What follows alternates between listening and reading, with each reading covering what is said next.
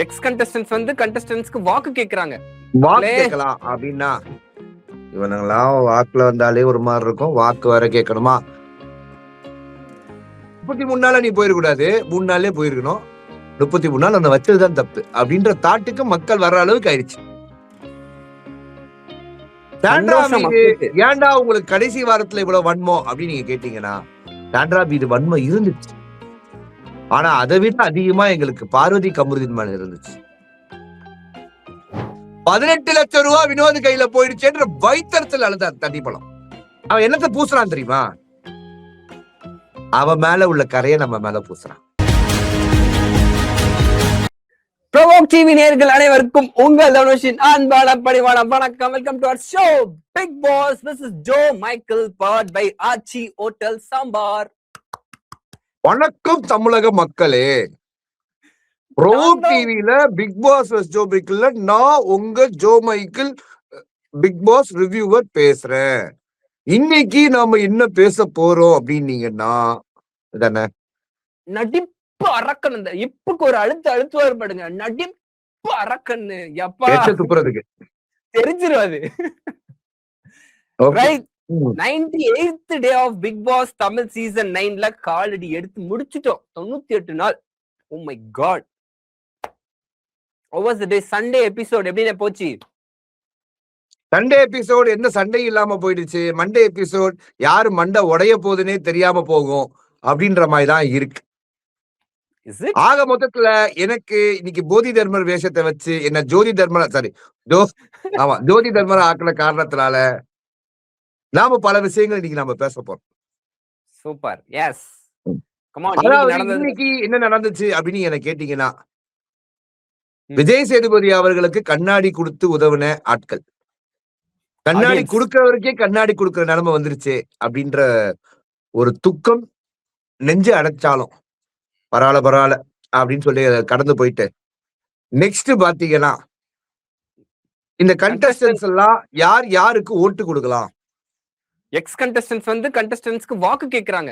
வாக்கு கேட்கலாம் அப்படின்னா இவனுங்களாம் வாக்குல வந்தாலே ஒரு மாதிரி இருக்கும். வாக்கு வர கேட்கணுமா அப்படின்னும் போது மறுபடியும் வாட்டர்மெலான் கிட்ட இருந்து ஆரம்பிப்போம்னா தலை எழுத்து.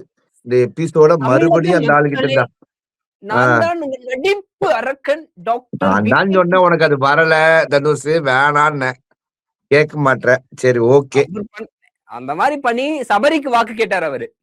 பேசிக்கலா பார்த்தா இன்னைக்கு வாட்டர்மெலான் அவர்களை வைத்து சபரிக்கு ஓட்டு போட ஆரம்பிச்சு அப்படியே ஒவ்வொருத்தர்களும் ஒவ்வொரு ஆளுக்கு சொல்லி வியானா அவர்கள் திவ்யாவுக்கு சொல்லுவான்னு ஆதரவா ஓகோபித்த வெயிட் பண்ண ஒண்ணு பார்வதியுடைய PR கும்பலும் சரி, வியானாவுடைய ஆர்மி நேவி ஏர்போர்ஸா இருந்தாலும் சரி, இப்படி எல்லாரும் காத்திருக்க தருவாயில பொசுக்குன்னு பார்த்தா பிளைட்டை திருப்பிட்டாங்க அரோரா பக்கம்.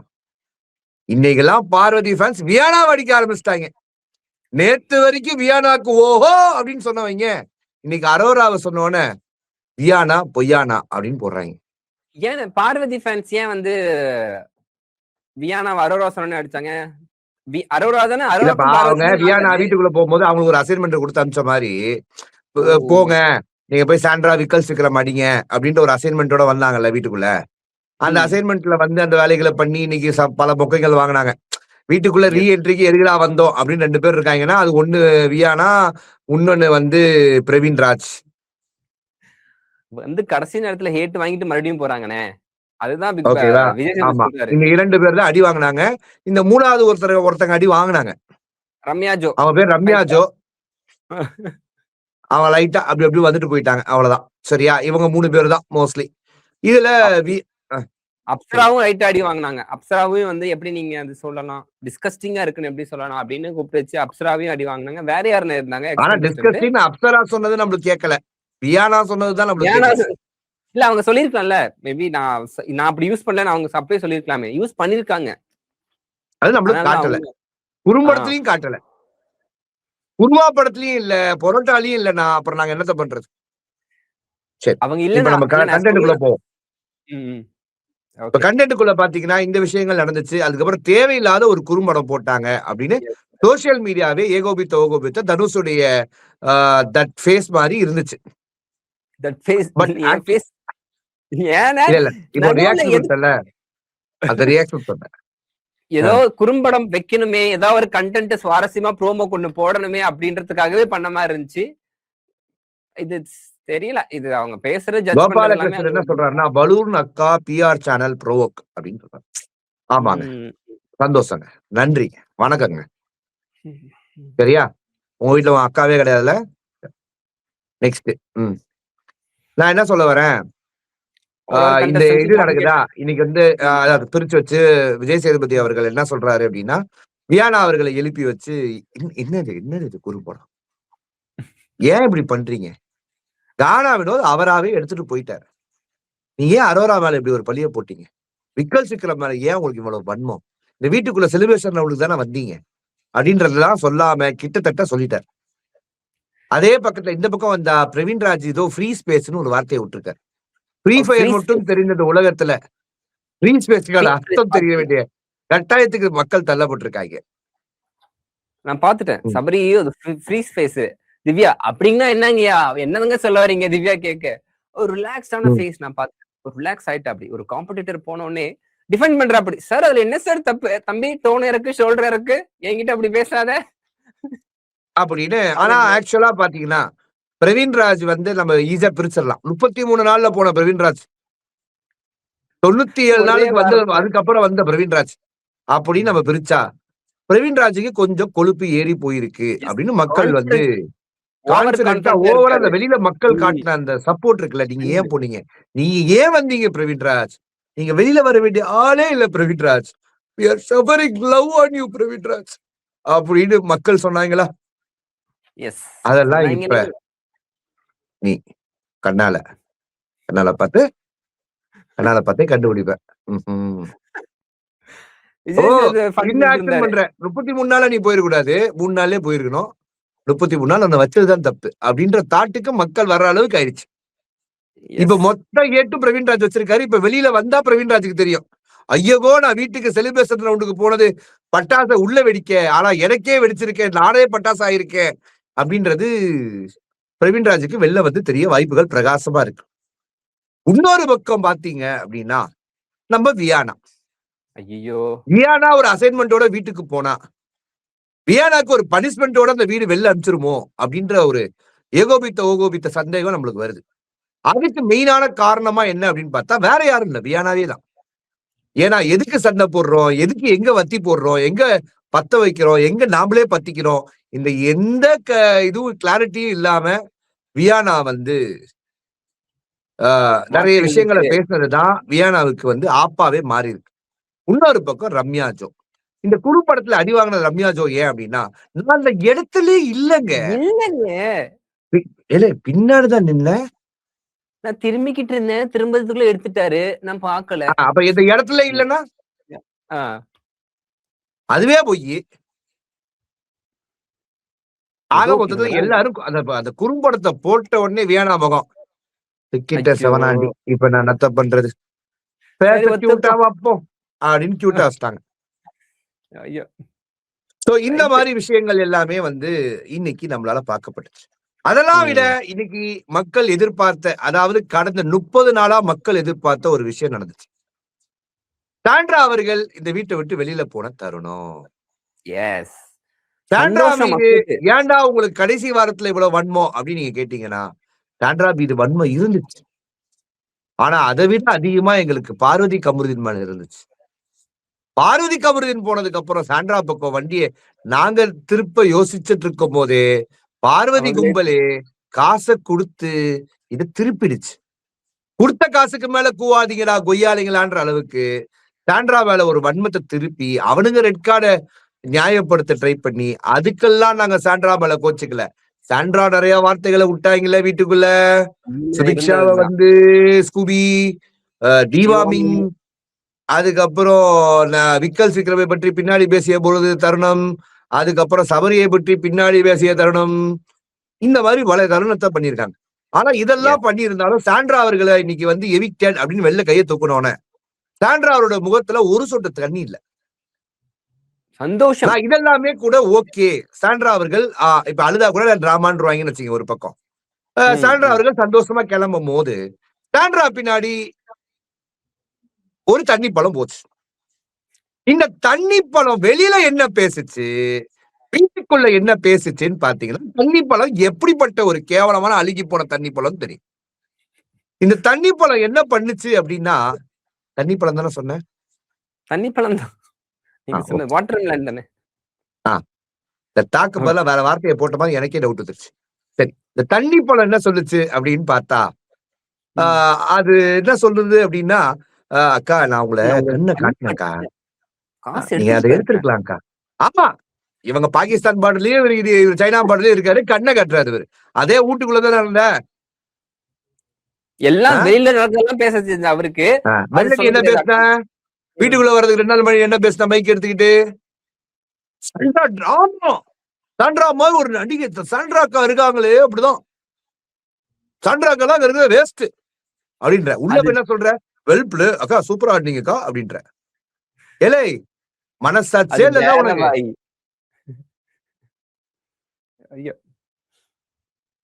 எவ்வளவு பெரிய தற்குறி அப்படின்னு நினைக்காதீங்க, அது தற்குறியே கிடையாது.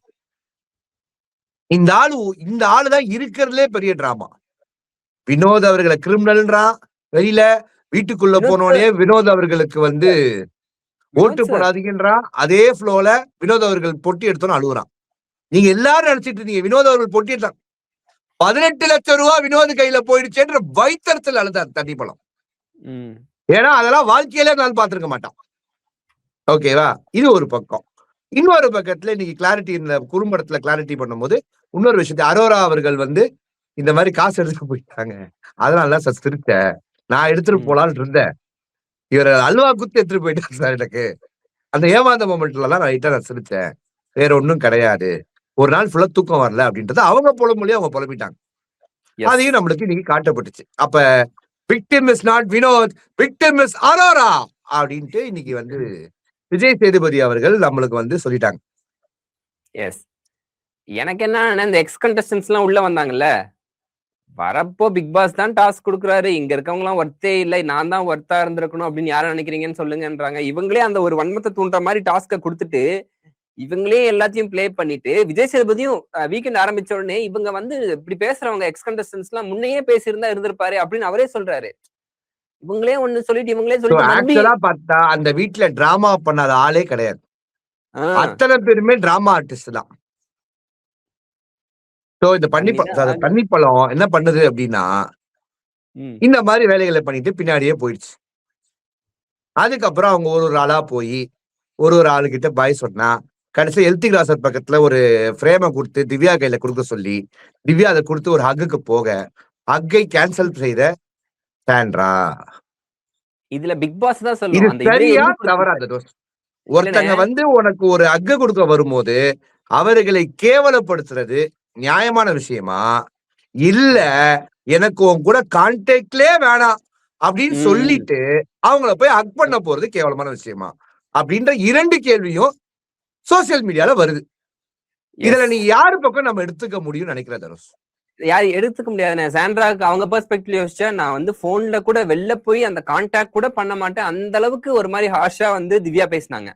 அப்படி இருக்கப்போ இப்ப அவங்களும் வாண்டடா கொடுக்கல, பிக் பாஸ் தான் லெட்டர்ல எழுதி கொடுத்திருக்காரு. அந்த இடத்துல வாண்டடா கொடுக்கல, அவங்க அந்த ஹெல்த்தி கிளாஸரை கொடுக்கதான் போறாங்க. ஆனா அந்த ஹக்குக்கு அவங்க போனதுக்கான காரணம் தான் நான் சொல்றேன். ஹக்குக்கு அவங்க போனதுனால அதுக்கான காரணம் என்ன தெரியுமா? திவ்யா மனசுல சாண்ட்ராவை பிடிக்கும். சாண்ட்ரா மேல திவ்யா அதிகமாக அன்பு வச்சிருந்தாங்க. அவங்க சந்தேகப்பட்டுட்டாங்க, அதுவும் வியானா சொல்றத நம்பி சந்தேகப்பட்டுட்டாங்கன்னு அவங்க ஸ்ட்ராங்கா பிலீவ் பண்றாங்க. அந்த ஸ்ட்ராங்கா பிலீவ் பண்றதுனால அவங்களால கிட்டையும் போக முடியல, தூரமும் போக முடியல, நடுவுல சிக்கியிருக்காங்க. ஓகேவா? அப்படி போகும்போது சாண்ட்ரா அதை செய்யும் போது திவ்யாவுக்கு ஒரு ஹர்ட் ஆகுது.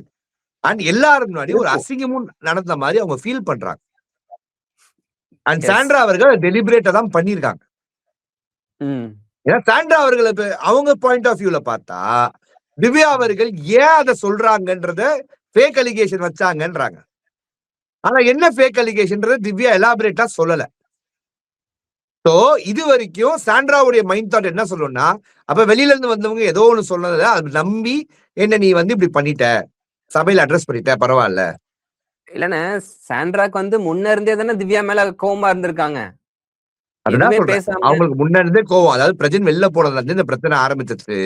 அதுக்கப்புறம் நடுவுல கொஞ்சம் பேச ஆரம்பிச்சிட்டாங்க. இந்த டிடிஎஃப் டாஸ்க் ஆரம்பிச்ச தருணத்துல எல்லாம் ஓரளவுக்கு நார்மலா ஓரளவுக்கு பேச ஆரம்பிச்சிட்டாங்க. ஓகேயா? பிரச்சனை இருந்தாலும் பேச ஆரம்பிச்சிட்டாங்க. அதுக்கப்புறம் நார்மல் ஆயிடுச்சு அது அந்த கான்வர்சேஷன். ஓகேவா? அதுக்கப்புறம் அது எப்ப திரும்பி பிரச்சனை அதனாலதான் திவ்யா அவர்கள் முழு போக்கஸ்ல சாண்ட்ரா அவர்கள் நடக்கும்போது திவ்யா அவர்கள் சப்போர்ட்டுக்கு வந்தாங்க. அந்த மொத்த வீடுமே சப்போர்ட்டுக்கு வந்துச்சு. இர்ரெஸ்பெக்டிவ் ஆஃப் அவங்க பிரச்சனைகள். ஒரு மனிதாபிமான அடிப்படையில. ஓகேவா? இப்ப சாண்ட்ரா அவர்களுக்கு இதை டெலிபரேட்டா பண்ணிட்டாங்க. மத்தவங்க எல்லாரும் சொல்லிட்டாங்க. இப்ப 2வது வாட்டி ரவுண்டு போட்டு எல்லாரும் வெளில போகும்போதும் மறுபடியும் எல்லாரையும் ஹக் பண்றாங்க. திவ்யா அவர்களுக்கு வெறும் கையை கொடுத்து மட்டும் கிளம்பி போறாங்க. திவ்யா அவர்களுடைய முகம் வந்து ரொம்ப வாடி போயிடுச்சு. ரொம்ப ஹர்ட் ஆயிடுச்சு. அவங்க முகம் ஒரு இதாவது அவங்க அது எங்க போய் சொல்றதுன்னு தெரியாத தருணத்துல அரோரா வருகிறார்கள். அரோரா கூட்டு போயிட்டு அவங்க என்னதான் அப்படி பண்ணிருக்க கூடாது, எனக்கும் அவங்க அப்படி பண்ணது டிசப்பாயின்மெண்ட்ன்ற வார்த்தையும் வந்து அரோரா அவர்கள் அங்க சொல்றாங்க. இது எல்லாமே இங்க நடக்கும் போதே உள்ள அவங்க வந்து வராங்க அப்படின்னா it is not happening simultaneously. அத ஃபர்ஸ்ட் புரிஞ்சுக்கும். இவங்க வெளியில போன தருணத்துல வெளியில போய் அந்த மெயின் ஸ்டேஜுக்கு வர்ற ஒரு கேப் இருக்குல்ல, தட் கேப்லயே பல இன்ஃபர்மேஷன்ஸ்கள் அவங்களுக்கு வரும். ஓகே, இன்னார் இதெல்லாம் ஃபீல் பண்ணாங்கன்ற ஒரு மொமெண்ட்ஸ் வர வாய்ப்புகள் உண்டு. சொல்லலாம், இதை அட்ரஸ் பண்ணலாம். ஏன்னா டெலிபரேட்டியா அவங்க வீட்டுக்குள்ள திருப்பி அட்ரஸ் பண்றதுக்கு உள்ள போன மாதிரியும் இருந்துச்சு. அண்ட் உள்ள போனவங்க அவங்க ஆக்சுவலா சபரி வின்னர்ஸை மட்டும் எல்லாரையும் வந்து அட்ரஸ் பண்ணி வின்னர்ஸ் எல்லாருமே அங்க வின் பண்றதுக்கான வாய்ப்புகள் பிரகாசமா இருக்கு. எல்லாரையும் நான் விஷ் பண்றேன். சபரி அவர்களையும் விக்கல் விக்ரம் அவர்களையும் அவங்க 2 பேருமே அவங்களுக்கு பிடிக்காது. இந்த 2 பேரை பிடிக்காது, அரோராவையும் பிடிக்காதுன்றத ஓப்பனா ஸ்டேஜ்ல ஒத்துக்கிட்டாங்க. இந்த 3 பேருமே எனக்கு பிடிக்காது பிஃபோர் கார்டாஸ்.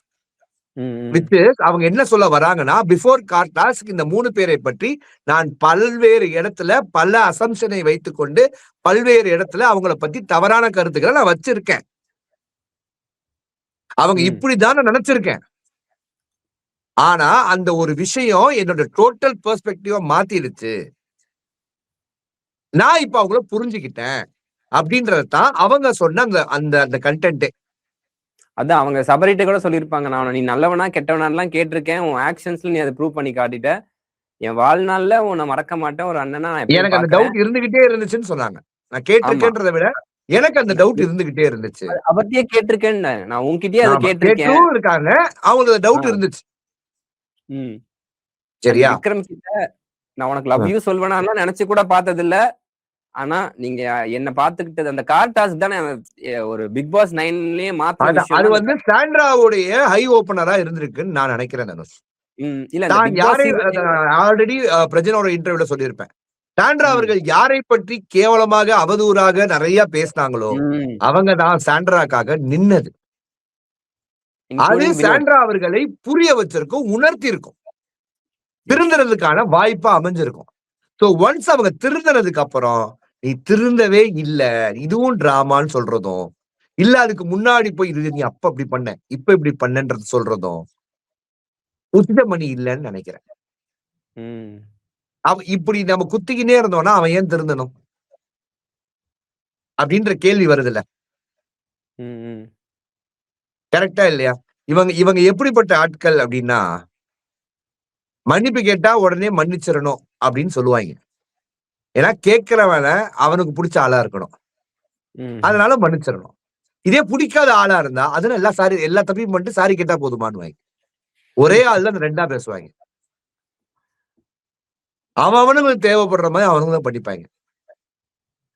தனுஷ் அந்த உலகத்துல சர்டிபிகேட் தர்றதுக்கு அத்தனை பேர் இருக்கான். நீ நல்லவன், நீ கெட்டவன், நீ கேடு கெட்டவன், நீ ஒரு கேப் மாறி, நீ ஒரு மொல்ல மாறின்னு சொல்றதுக்கு 1000 பேர் இருக்கான். நம்ம மேல எவ்வளவு கரைய பூசுறதுக்கும் ஆள் இருப்பான். அவன் என்னத்தை பூசுறான் தெரியுமா? அவன் மேல உள்ள கரையை நம்ம மேல பூசுறான். அவன் நம்மள என்னென்ன சொல்றானோ அதெல்லாம் அவன். நம்ம மேல பூசுறதுக்கு ஒரு கமெண்ட போடுறான், அது அவன். அவனுக்கு ஒண்ணுமே தெரியாம பூசுறான்ல, அதான் அவன். தெரிஞ்சு பூசுறது வேற, தெரியாம பூசுறான்ல, அதான் அவன்.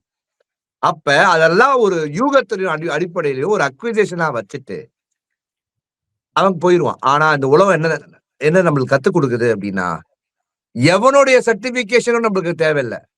நான் நல்லவன், நான் இன்று எந்த யாருக்கும் கெடுதல் செய்யல, நான் நியாயத்தை பேசின, உண்மைய பேசின, நான் நிம்மதியா தூங்குவேன். நீ யாரா எனக்கு சர்டிபிகேட் தர்றதுக்கு? நான் குடுத்துக்கிறேன் எனக்கு சர்டிபிகேட். மேல ஒருத்தர் இருக்காப்ல, அவர் பார்த்து பாடுறா சர்டிபிகேட் அப்படின்ற ஒரு திமிருத்தெல்லாம் அவன் எப்போ வரும்னா உண்மையா இருக்கும்போது வரும். இப்போது புதிய அறிமுகம் ஆச்சி ஹோட்டல் சாம்பார் 50 கிராம் ரூபாய் 20 மட்டுமே.